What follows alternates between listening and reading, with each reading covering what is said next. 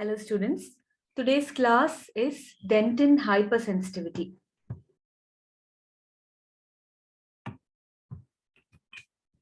By definition, Dentin Hypersensitivity means short, sharp, shooting pain arising from exposed dentinal tubules in response to thermal, tactile, chemical or osmotic stimuli which cannot be described to any other pathology. If you can see in this image, this part of the image shows normal tooth, and in this part you have a decay. Not exactly a decay, you have a lesion, and this brownish area shows that the enamel and the dentin are exposed. Now the dentin, like we already saw in the dentin class, is made up of dentinal tubules.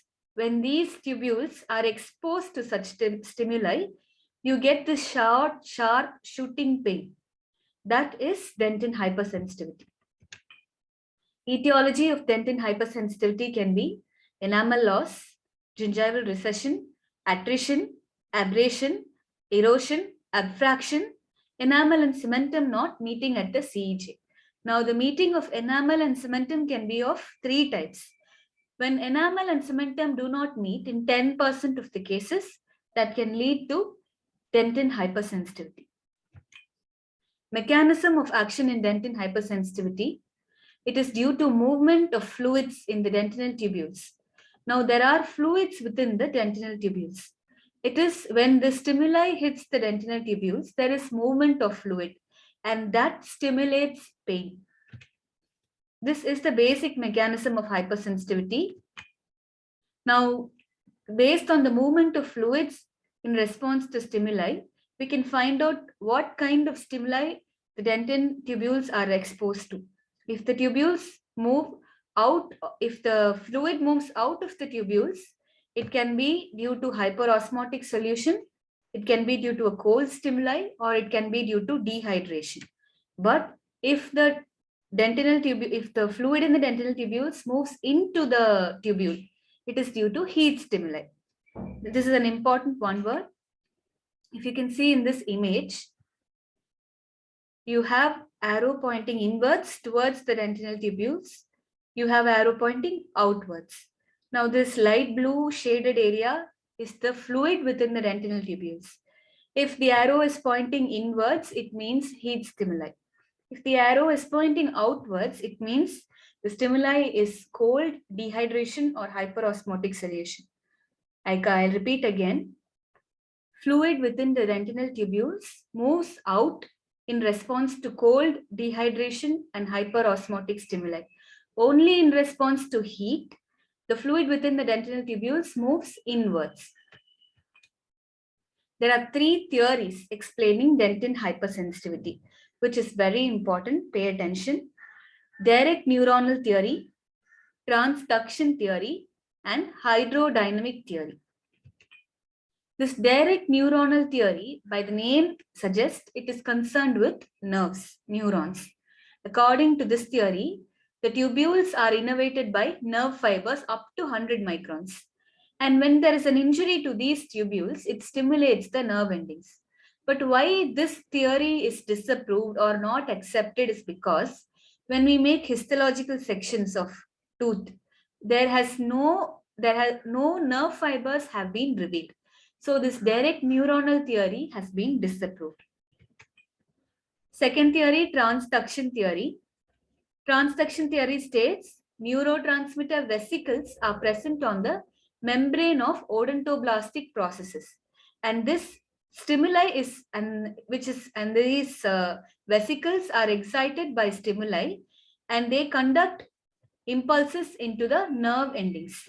Neurotransmitter vesicles on the membrane of odontoblastic process is excited by the stimulus, and the impulse is conducted to the nerve endings on the inner surface of dentin. Now, this transduction theory is also disapproved because in histological sections there has been no neurotransmitter vesicles found. So direct neuronal theory was disapproved because no neurons were found in histological sections. Transduction theory was disapproved because No neurotransmitter vesicles were found in histologic sections. Moving on to hydrodynamic theory. This is the most popular and currently the most accepted theory. It was proposed by Geisy and Brainstorm. Now, the mechanism of action of dentin hypersensitivity, according to hydrodynamic theory, is stimuli causes movement of fluid within the dentinal tubules, activating nerve endings associated with odontoblasts and its processes. Hydrodynamic theory explains the involvement of A delta fibers. Important one word to note. Hydrodynamic theory explains the involvement of A delta nerve fibers. Ending this session with MCQs. First one, fluid movement into the dentinal tubules in response to dash stimuli.